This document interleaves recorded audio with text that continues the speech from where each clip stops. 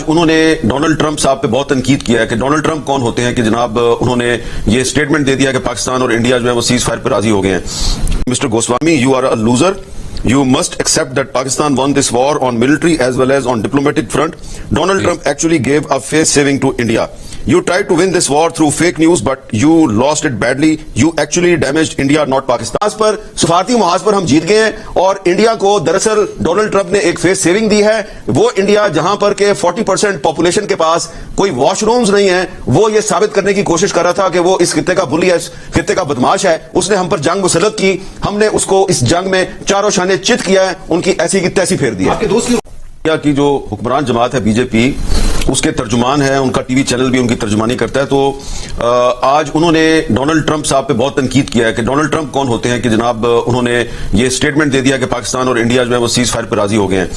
تو کیونکہ وہ کافی دن سے میرا اور جیو نیوز کا نام لے لے کے سٹیٹمنٹس دے رہے تھے, تو پھر میں نے ان کو آج ایک جواب دیا ہے اور میں نے ان کو کہا ہے کہ mister Goswami, you are a loser. You must accept that Pakistan won this war on military as well as on diplomatic front. Donald Trump actually gave a face saving to India. You tried to win this war through fake news, but you lost it badly. You actually damaged India, not Pakistan. اب میں آپ کو یہ ثابت کرتا ہوں with facts کہ پاکستان جو ہے یہ جنگ ملٹری کے محاذ پہ, جنگی محاذ پر اور سفارتی محاذ پہ کیسے جیت گیا. یہ تو آپ مجھے بتانے کی ضرورت نہیں کہ میڈیا کے محاذ پہ تو ہم جیت گئے ہیں, کیونکہ انڈین میڈیا کے خلاف تو انڈین پبلک جو ہے وہ مظاہرے کر رہی ہے اور ان کو گالی گلوچ کر رہی ہے. دیکھیں فیکٹس جو ہیں وہ آپ کے سامنے رکھتا ہوں. جی ضرور. سب سے پہلے آپ یہ دیکھیں کہ ہم نے اٹیک نہیں کیا, اٹیک انڈیا نے کیا. انڈیا نے پہلے ہم پر جھوٹ کا اٹیک کیا, فالس پروپیگنڈے کا اٹیک کیا, ہم نے کوئی اس کا جواب نہیں دیا. انہوں نے 7 مئی کی رات کو ہم پر جب اٹیک کیا, سیولین ٹارگٹس کو انہوں نے ہٹ کیا, عورتوں اور بچوں کو انہوں نے شہید کیا. تو ہم نے صرف اپنا سیلف ڈیفنس کیا.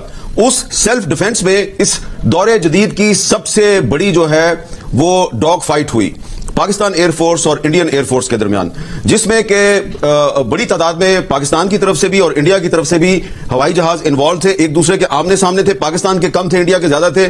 ٹوٹل جو آمنے سامنے جہاز تھے ان کی تعداد 112 کے قریب تھی.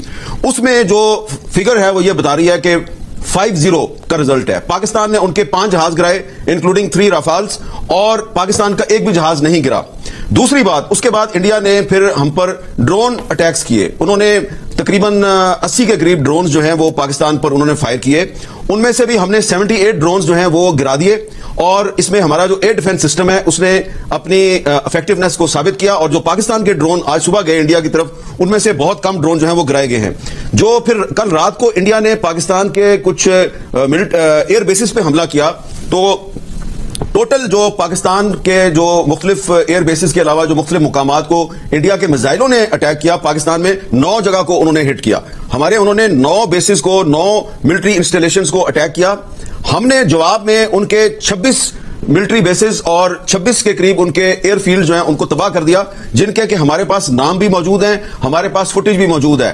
تو آپ نے ہمارے 9 بیسز پہ حملہ کیا, ہم نے 26 پہ آپ کو جواب دیا. اور سب سے اہم بات کہ جو ان کا ایک بیلسٹک میزائل تھا جس کا نام تھا برہموس, ہم نے جناب ان کا جو برہموس میزائل ہے اس کو بالکل نہ صرف یہ کہ اپنی فضائی حدود کے اندر آنے سے پہلے تباہ کر دیا, بلکہ اس کو نیوٹرلائز کیا. اور ہم نے ان کے بہت سے ایک بڑا بریگیڈ ہیڈ کوارٹر تباہ کیا, ان کا بٹالین ہیڈ کوارٹر تباہ کیا. ان کی جو آرمی کی کیجویلٹیز ہوئی ہیں وہ چھپا رہے ہیں ہم سے. تو یہ تو ملٹری کے محاذ پہ, ملٹری فرنٹ پہ ہماری ایئر فورس نے, ہماری بری افواج نے جو ہے وہ بہت بھرپور طریقے سے انڈیا پر ایک فتح حاصل کیا ہے.